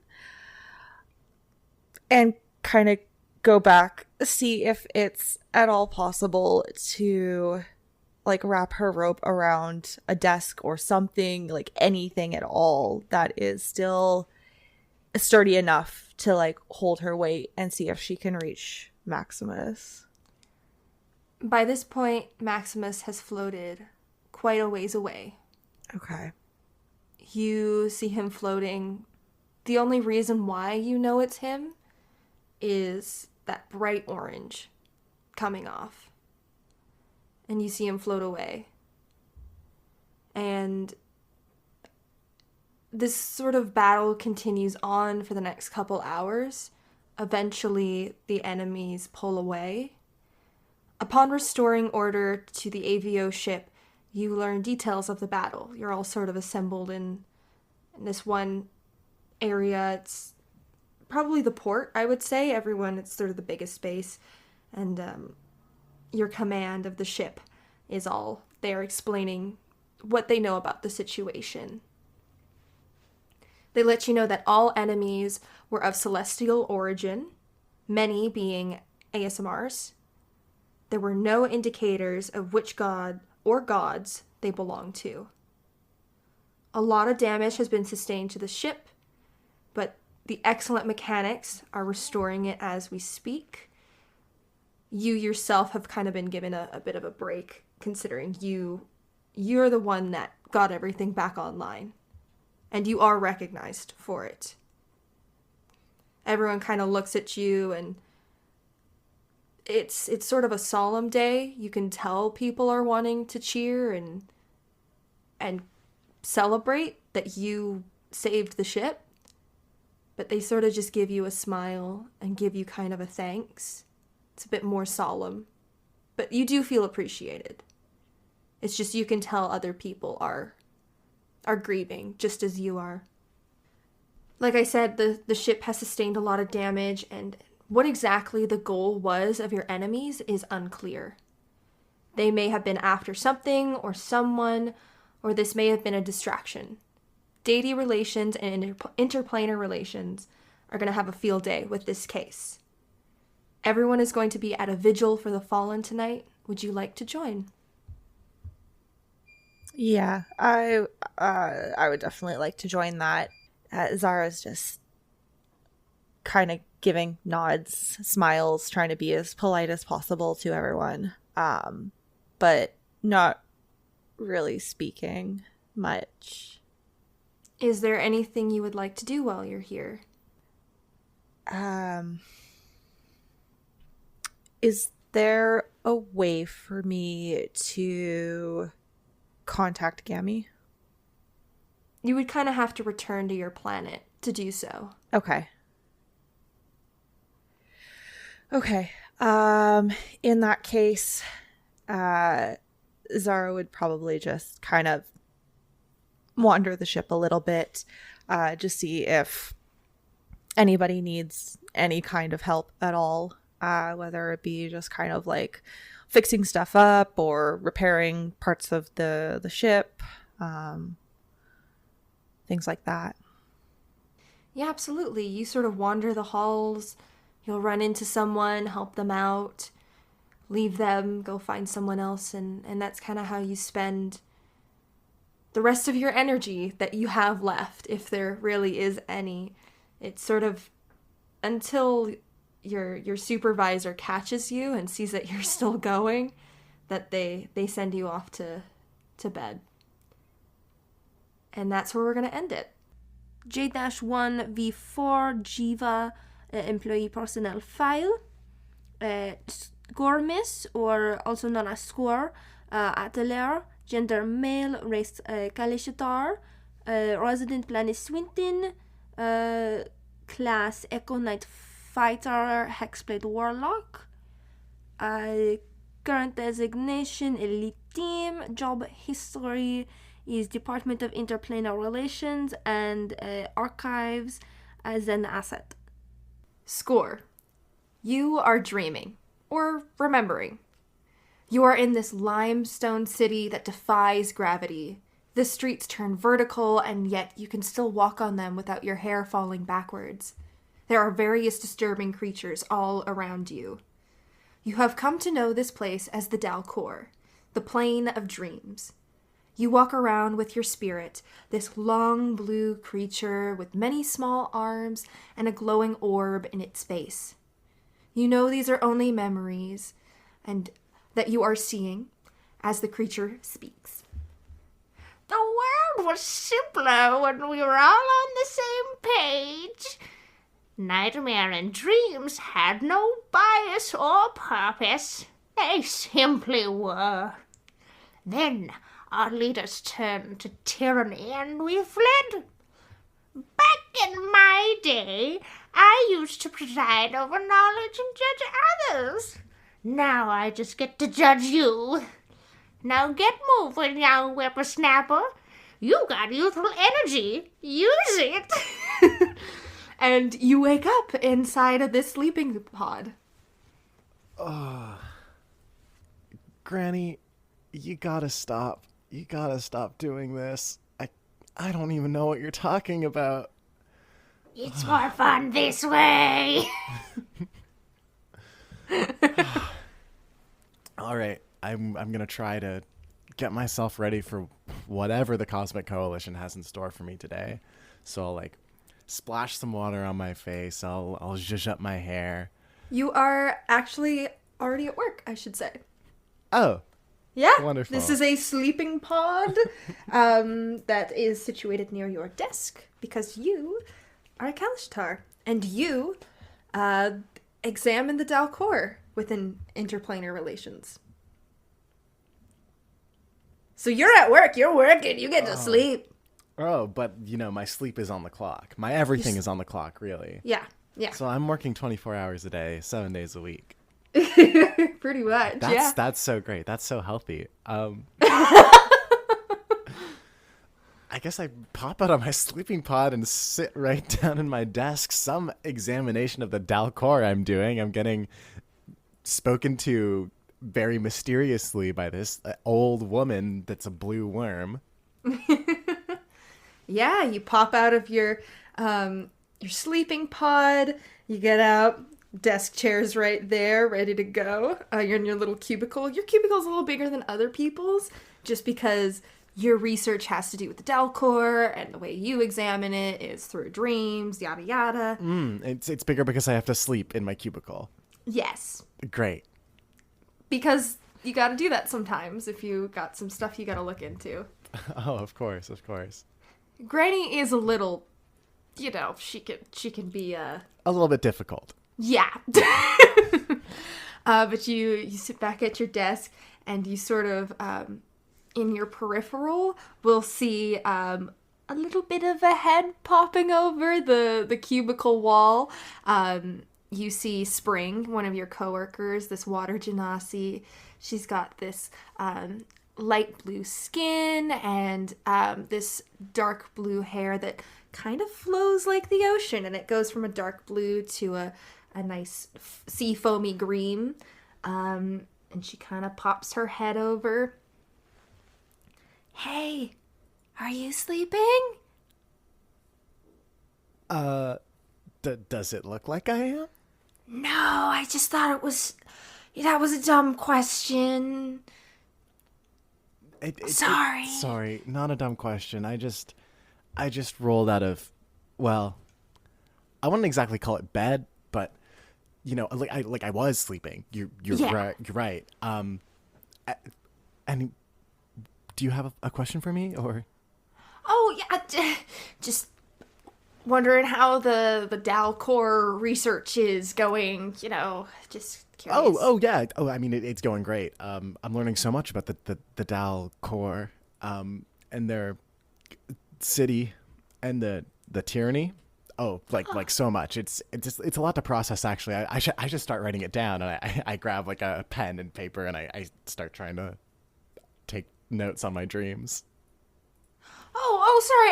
I can leave you be. I'll go. No. I mean, if you have like a question, if there's something I can help with specifically, I'd be happy to help. But like, Oh, I don't. It's nothing work related. It's fine. I'm sorry. I didn't mean to. oh, something not work related? Please. And I like stand up and like lean over the cubicle. Oh, hi. You're here. Your face is right in mine. Hi. Yeah. I don't know. Duh. Your eyes are blank. That's neat. Yeah, it's been that way since I was born. Oh, cool. Yeah. My hair floats. Okay. I can see that. It's really nice. It looks good on you. Yeah, thanks. Just water genasi things, and she's being like real awkward with her arms, where like it kind of looks like she's whipping, but like kind of not. Like it's like she doesn't really know what to do with herself. Spring is a very like she gets along with people in the office, but she's obviously a very awkward person. Yeah, I'm picking that much up. Sorry, go ahead. You had a question for me that wasn't work related? Yeah, just wondering if like some of us are like getting drinks after work, if you want to like come to the lounge. Unless you have other work to do, Spring, I'd love to, but I have to go to Artifacts after work. Right, yeah. Yeah. I mean, do you know Artifacts needs me a lot of the time. I don't really get time off. I'm never really not working. Oh. Yeah, I just saw that you like work a lot, so yeah. That's okay. You don't have to Another time, for sure. Like rain check? Yeah, Yeah, for sure. Yeah. So have you found anything, like, useful about the, sort of the stuff going on in the Dow Core and, like, what's, going on? And I know your spirit can be kind of fickle. And you kind of hear in the back of your mind, now, what did she say about me? I don't flub the dub. Calm down, Granny. She didn't say that. She's... Sorry, Spring. Yeah, fickle's a good way to put it. What? Pickle? Not pickle, fickle with an F. I just said I don't flub the dub. That sounds nothing like pickle. Oh, you don't. The youth today. And anyways, Spring, I'll let you get back to whatever you were doing, but thank you for the invitation. Yeah. I just doing water plane stuff. It's watery. So, I mean, yeah. Sorry, what we're saying? Sorry, I didn't. I'm just, I said great. I mean, good for you, stay wet. And I sit back down in my desk chair and, like, put my head in my hands. That was the worst thing to say. Like, stay, okay, cool, right? And she'll sit back down as well. The workday ends. Spring leaves as fast as she can. I don't blame her. Yeah, the workday's over. You heading on over to Artifacts? Yeah, I, like, kick off the bottom of my desk and, like, spin around in my desk chair and then stand up and start walking to Artifacts. Awesome. You head on over to Artifacts, you enter in, everyone else is leaving, like it's the end of the day. Yeah. And there you see a very familiar tiefling who you met, well, actually it was one of the first people you ever met. This is Redemption. They kind of, usher you in. They're like, hey, Score. Hey, Rem. How you doing? Same old. Wake up, Yep. hit the desk, come here. Yeah. Listen, I'd much rather just be looking at your sword, but that's unfortunately not the assignment anymore. Sorry for you. I'm attached to it. Fortunately, for me, that sword is my artifact, which means you're also my artifact. So, Well, I'm flattered. Thank you. just like deadpan look at you. Just like, oh, shut up. All right. Room's ready. I'll be in the observation deck. Wouldn't expect you to be anywhere else. Yep. Kind of heads on over and you enter this room and, normally there'd be like targets for practice to use your skills or to summon your echoes. But today the room is totally blank white. All walls. And you hear Redemption's voice over the intercom. Okay, Score. So today, just want you to meditate, try and connect with the sword, see if you can communicate with it. Great. Sure. Just, sit, talk to my sword, and I pull the sword from wherever it goes when I tend to dismiss it. And I manifest it in front of me, and I sit like crisscross applesauce in the middle of this room and lay it out in front of me and close my eyes, take a deep breath, and I try to talk to it with my brain. Yeah, you as a Kalishatar are able to telepathically speak with others. So you start to try and make that connection. And as soon as you close your eyes, you hear lo-fi music begin to play in the chamber. Like, very relaxing, like... I, open one eye and look up at the observation chamber. Just a thumbs up. Can't I go back to meditating? Yeah, so you sit there with the sword on the floor in front of you. As you connect with the sword, you find yourself in a completely blank black space, the total opposite to where you were. You see a massive line full of yourself. It's you after you after you, with all sort of slight variations, much like what you see in your echoes. What would you like to do? Can I move towards this line? Yeah, you totally can. Okay, I'm gonna walk towards it and try to like look across at everyone, at all of me. Yeah, you see yourself. Can I like wave at them? Do they respond? No, they stand still.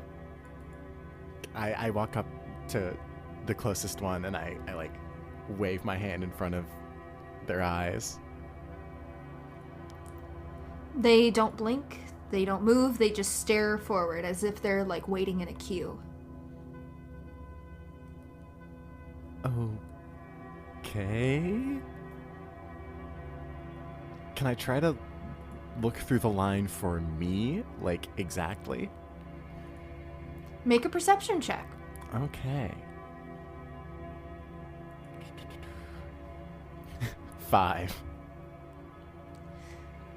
Nope. I'm gonna Nope. send up. There's just like, listen, there's a lot of variations. You get up, you're like, I think it's that one. And then it's got like a massive scar down its face, and you're like, shit. Can I try to like insert myself in the line? Like make space between two of them? Roll me an athletics check. Sure. 19.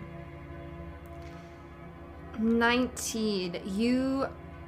At first it's a little weird. It's like they don't really want to move. You get yourself in there and you think you have it. There feels like this is force trying to... I don't know. It's this back and forth force seem to be jutting out from the middle that's preventing you from standing there, and you're able to hold your ground for a couple seconds, but eventually you just kind of... or say, pop right up. Nice. Almost like a magnet when a magnet pushes something. Yeah, exactly. Oh. Does the line end anywhere? Or does it just keep Not going? that you can see. It just keeps going. Great. Can I pull out my sword? Yeah, it's on the floor where you left it. But I'm like in a dream state, right? Can I... Yeah, it's like when you were still crisscross applesauce on the floor in this dark space, and it was there in Okay. front of you, and then you had the whole line. Okay, I jog back and pick up my sword. And can I try to pass it through the Mies, or does it like stop? Like, stab them? No, just like gently like press it against them. Are they like... I guess I muscled my way between them earlier. They have to be like tangible. They're tangible, yeah. Okay. Can I try summoning an echo? You may. And while you do, please roll a perception check. Okay. 10. You summon an echo. And nothing seems to have changed. Okay. I give it a high five. And It high fives you. awesome, and I dismiss it. Awesome. Is there anything you're saying? Anything you want to do? I give it a high five and I dismiss it, and then I summon another one. You summon another one. Roll me a perception check. Okay. 18. This time, as you summon your echo, you notice somewhere near the back of the line, people are moving forward. Oh, interesting. What direction are they moving? Like left to right or right to left? Like forward. Like Oh. like they're moving up in the queue. Can I run in the direction that they're moving up, like towards where the front of the line would be?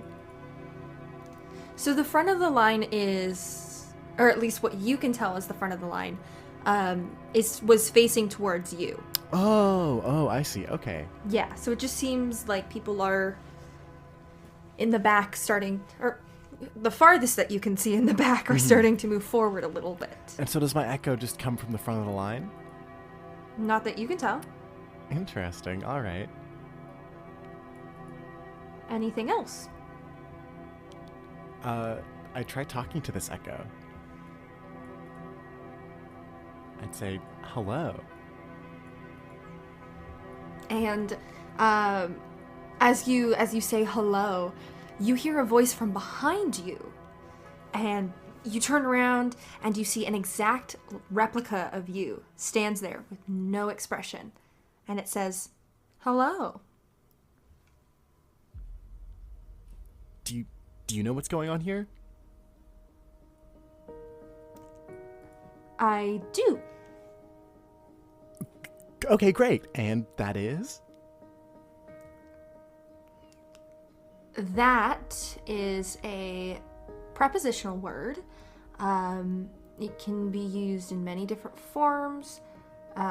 Is this that? You're wanting to know the definition of that? And no, I mean, okay, very, very funny. Haha. What is happening here? Where is this place? This is me. This is you. We're in us. We. So there's a we. Yeah, there is a we. Okay, and we are in me, you, us. Both of us? Yes. Yes. And them too. And I point back at the line. Yes. We are all each other. Awesome. Okay. Great. Cool. So when the sword makes like another me, it's me. Yes and no. It's so helpful and but like it's not. So is it magic or? Well, the Arcana exists for a reason. Oh, okay, sure, but it's not a construct or an illusion. Depends. On what? Well, there's nothing on what. What is a word? Like, what does whether or not the other me is an illusion depend on? I couldn't follow you there. You know, I lost myself too. So, whether or not the me that is created is an illusion, what does that depend on? Your point of view. Okay. What's your point of view? My point of view is your point of view. Great. What's our point of? Our point of view. And it seems almost stuck as you ask this question. It's like, our, my, yours, our, their. And it's almost like when you, it's like you got it stuck in this loop of like, but as I started contemplating this, a large image of a raven appears before you, and it beats its wings, and it opens up its beak, and you hear a woman's voice speak. You play with things you do not understand. Stop this nonsense. I would if I could. and it sort of starts to dart towards you, but your blue spirit appears and wraps around you right before the raven can snap and dive, and your eyes frantically open, and you find yourself back in the white room again. Okay, I give myself like a pat down, make sure I'm all right, and I stand up, kind of shaken. What you see? Me? That's not useful. You're telling me? Is that it? You just saw yourself? So there was like a line of me's, and it just kept going. And when I would try to summon an echo, the line would move. And then there was another me who was trying to explain that to me, but it really seemed as though he didn't fully understand either. And then there was this big raven, and then my Corey stepped in and saved me from the big raven, and now I'm here. Can I get you to write that down in a report and get it to me by Monday? You know it, Red. All right. Well, you weren't that long, so I guess you're free to go. Sweet. Do you know if the lounge is still open? Probably. Okay, I will see you later. And I dismiss my sword that I assume was just still chilling on the ground, and I head on out. Awesome. You head towards the lounge. Who you looking for? What you doing? I'm looking for Spring, and I guess everyone who Spring is going to the lounge with. Yeah, you see Spring and a bunch of your other coworkers, and Spring looks at you and looks away. And it's just looks at you again. It's like, hi, and looks away. Hey, Artifacts didn't need me that long. I thought I'd take you up on the invitation still. Yeah, no, that's great. Yeah, come take a seat. Sure. I pull up a seat beside her. Yeah. Right, let's get drinks. And you get to spend the evening with your coworkers for once. For once. And that's where we're going to end it. Awesome. And finally, we have K-L15, Oclis, employee personnel file, Dingus Gromley, gender male, race goblin, resident planet Brixton, class Order of Scribes Wizard, current designation elite team, job history is Department of Archives, outstanding performance. Gromley. That's me. You're staying a little bit late today. You have some work you feel like you can finish. Everyone else has sort of gone home. Janice came by, she kind of tapped kind of the top of your cubicle. Hey, Gromley, we're going out for drinks. You want to come, or are you just gonna keep doing that? I feel a little bit guilty about leaving so soon, so just trying to get as much work as I can done now, Right, yeah. Well, you're the best in this department, so you keep doing you. You keep up that good work. Makes life easier for the rest of us. All right. Thanks, Janice. All right. See ya. Have a good weekend. You Don't quit. too. Not planning on it. So you're kind of there working away. And it's about an hour and a half later that you hear sirens going off in the ship. It's whoop whoop, whoop whoop, whoop whoop, alert, whoop whoop, alert.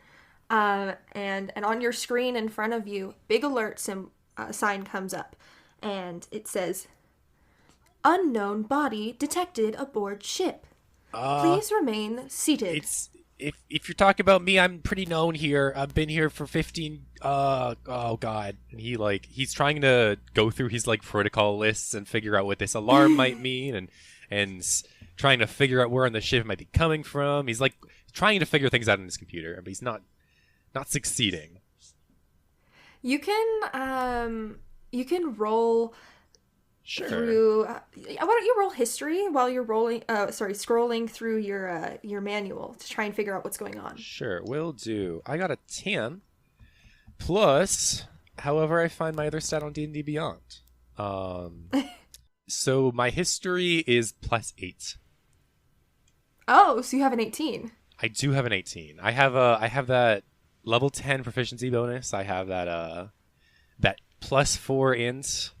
I'm a smart cookie. Hell yeah. Yeah, so you quickly, immediately where the sort of emergency protocols are. You skim through, you find unidentified body. It is, so the ship understands everyone that comes aboard the ship. It sort of tags everyone within its memory core, and knows whether they are welcome aboard the ship or if they are unwelcome. It knows how many entities are aboard at all times and where they're all supposed to be or allowed to be. So it sort of knows everything. This means that there is an entity aboard the ship that is unwelcome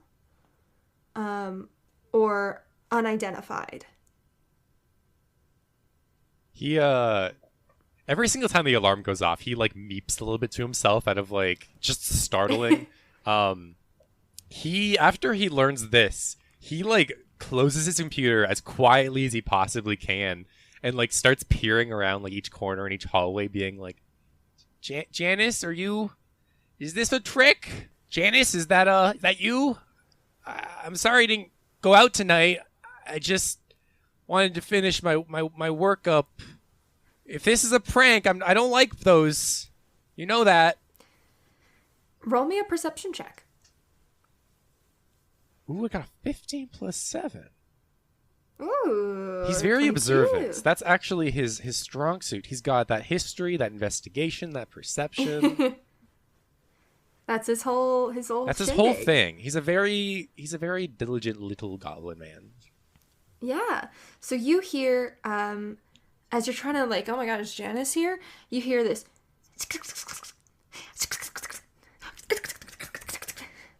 running through these long corridors of file folders and filing cabinets. You hear this skittering. He's since it's later in the night, have like the lights automatically turned off, or is it still like lit up? It's like your area is lit up, but the rest of it is dark. Oh god. And you hear the and it hits a filing cabinet. And you see some papers just He goes silent now. He no longer wants to announce himself. He is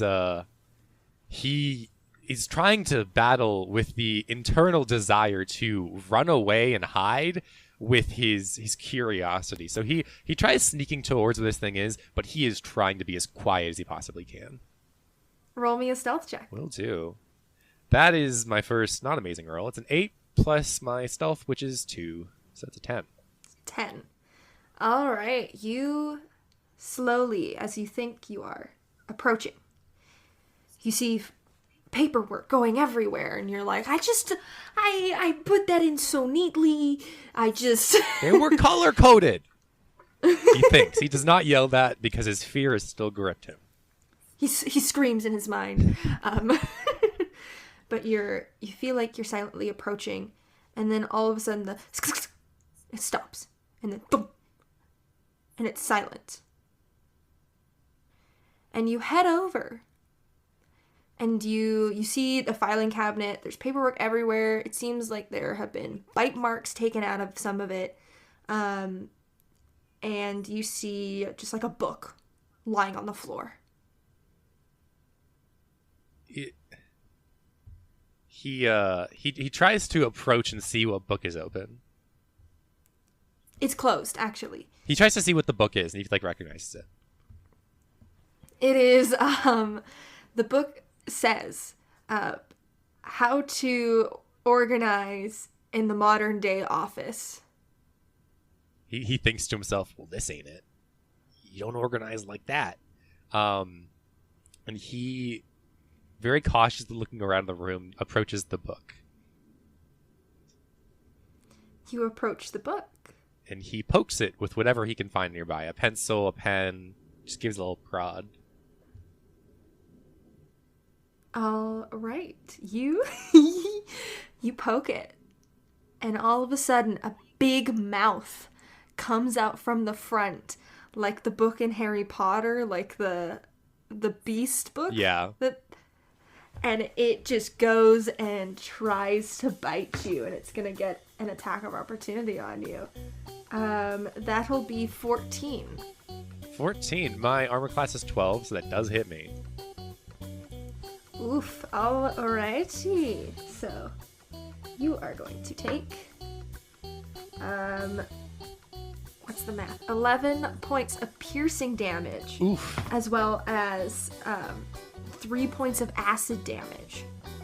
As this thing slobbers all over you and bites you, and I'm gonna need you to roll initiative. Yeah, I like the imagery of him. He's poking it with this pencil or this pen, and he grabs onto his hand, and he doesn't let go, and he's shaking his hand as hard as he can to get this thing off of him. Initiative. Like, no! Ooh, it's a 15 plus 2. Awesome. All right, so you're up first. All right. I think first and foremost, he tries to shake this thing off, if he can, if it is properly. It only attached to his bit you. hand. Okay. No, it only So reached it's out not and on chomped you. there. Gotcha. Okay. No. He is going to. All right. So I am going to cast Hold Monster on this little creature. Awesome. That's a 16 Wisdom save. 16 wisdom save. Oh, maybe. How wise is this No. book? How learned? That's a 14. Not learned enough, it seems. Not learned enough. So it's held in place. I like the idea of him throwing it off his hand, and in midair, it's just like frozen there and staring at him. He's like, who or what are you, and why? What are you here for? It's like looking around. You see all of its eyes popping out. Like it's like looking around. Like what is going on? What is going on? So I believe I just have to make another saving throw on my turn now. Unless, is that your turn?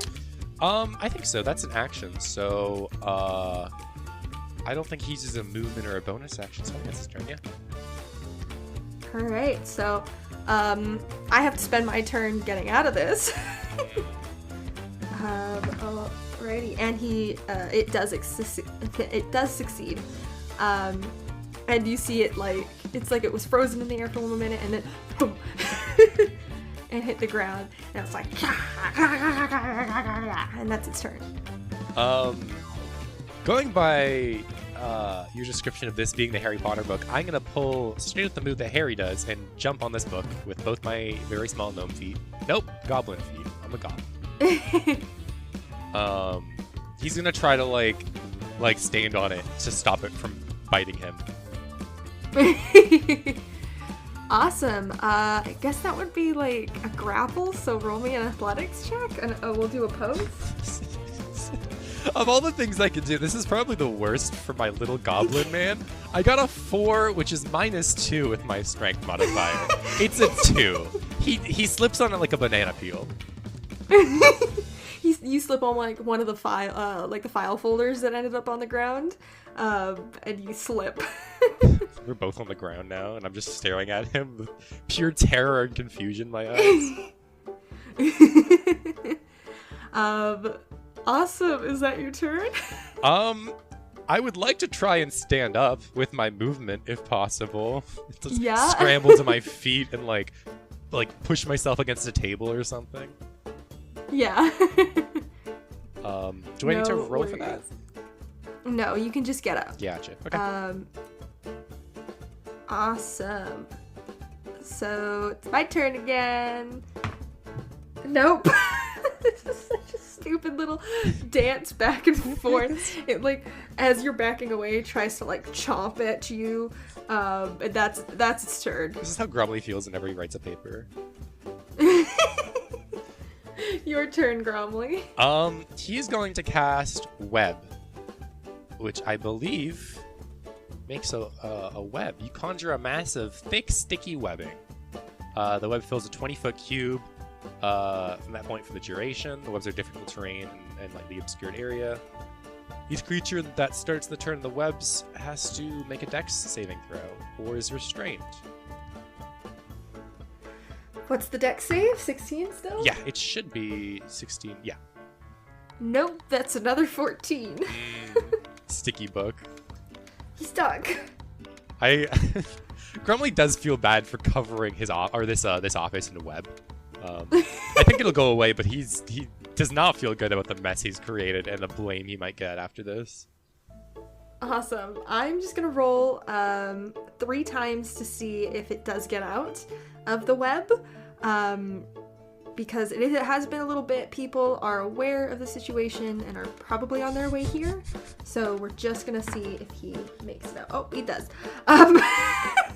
It's gonna be like a sitcom where the people all walk in here and the book stops moving, and it's like, no, it was the book. I swear, it wasn't me. Gromley, what on earth is going on here? We know that the book. It's trying to eat me, and I show my scar on my hand. The book. I don't know how else to explain it. It's trying to eat me. And someone from an unidentified species kind of like runs over and looks at the book and goes down to pick it up. Don't get too close. All of a sudden it reaches out to try and chomp, but misses. Oh, that's all right. I don't know. I just heard the noise and I came over here and it was like going through this. I didn't do this mess. This was the book. I didn't think it was you, Gromley. I was worried though. Like that, I wouldn't want that on my record. I don't think Janice is gonna. I mean, I don't know. Honestly, with this department, I don't know. I don't know anymore. I'll get it. And sort of like gets their phone out. Hi, can I get some backup? Yeah. Do you have my locator pinned on? Okay, great. Yeah, we go to Mimic book form. Yeah. Yeah, no, ironic, this department. And eventually people come in. It's like, as they're trying to grab it, and they're all like circling the Mimic. Within this time, Janice has come back, and she's like, "Geez, you couldn't leave the office. You couldn't leave the office for one night." Do you think I made this book eat me? Do you think that was me? Listen, just clean this mess up and then go home. All right? Yeah. All right, I gotta supervise taking this thing out. And you're gonna have to make a report on what happened to you, and then we're gonna have to concur that with the surveillance tapes, make sure nothing was stolen, etc. Damaged properties. How did it get in here? Because, like, don't we have security and doors? Like, it's a book. I don't know how it would get through a door. Well, from what unidentified species has told me, they've understand that this is a mimic. It is a thing that takes on the shape of other things, so it probably gained access to the ship through other means, imitating someone's sort of tools or something like that. And then when it took on its true form, the ship figured it out. And then it went back into a book form. Yeah. Gotcha. Yeah. So you're left to pick up the files that have been damaged or destroyed by this mimic. Yeah. Once the mimic is removed from the room, he removes concentration, and the webs disintegrate. And he starts cleaning up. He's doing a little bit by hands, but he's small. He's using some mage hand to move some stuff around. Maybe even casting telepathy and just making it easy for himself. All right. Yeah, he's organizing, arguably better than it was like organized before the mess. He's being incredibly diligent. Yeah, this is kind of an older section as well, as you notice, at least older for you. It predates your time. These files are like 30 to 40 years old, have been stored in here since. As you're kind of going through, you notice that these are files on the elite team from about 30, 40 years ago. He in the meantime, he also ran back to his office and got a label maker and has started to label everything.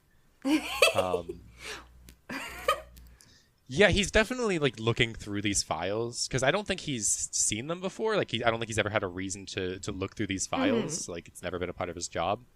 But he's looking through and trying to like, I think partly because he's trying to, or at least to start with, because he's trying to figure out what to label all these things. And he's like, what is this? You're doing your job. Yeah.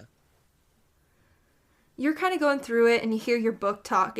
Janice is such a pain in the ass. Look, I get it. If this office was destroyed and I was in charge, I get it. All right, it's the job. It's not your fault. It's not my fault. Just saying. But I'm organizing the job. Any job involving these documents, it'll be easier done after this. So I'm just. They take you for granted, Gromley. That's what I'm saying. I know. I'm trying to get that promotion. I've been trying for like 15 years, and I don't get it. Am I supposed to mess up so they want to get rid of me? Am I supposed to do good because then they just want to keep me? Yeah, I know. All right. Yeah. You kind of go through these. You're looking through them all. You're like, oh, okay, this is the Jiva candidate. This is the Kliss, AVO, etc. But within this file, you find a sixth document, a sixth employee personnel file. It's been redacted. It's also been chewed up a bit. Hold up. As you're looking... Paige, do you... I think I'm naming the book Paige, by the way. I just like that name. Oh, I love that. Paige, do you... The elite team only has 5 members, right? Like, that's what we have been told and documenting? Yeah. Why is this one listing a 6th? You know anything about that? It's just confusing me. I don't... How would I know? Why don't you read it? I'm trying. It's a big one. He starts going through the file, the documents with all the redacted stuff. A lot of it, like I said, is redacted, so it's been blacked out. But you do see, like, the employee, like, photo and name and sort of all the basic stuff. So you see first name is Faith. No middle name, no last name. Gender is female. Race is tiefling. There's no identifying marks on the person. They have no religion. Their resident planet is Swinton, Jiva. So this is a Jiva document. And you already pulled out another Jiva document. Of the 5 like groups that currently have elite team members, like the 5 planets, I suppose, is this one of the planets that has one or no? Yeah, so there's Jiva, AVO, Kliss, Stry, and Ruby. So this is like a second Jiva file. Oh, okay. I compare the two and see if there's any relation between the two. Like maybe they're related or they know each other or anything's included in their documents. Of the non-redacted Jiva, you see that it is a Triton woman. She's got this like green seafoam hair, sort of this dark green skin, sort of like kind of like a Jade Lake kind of vibe.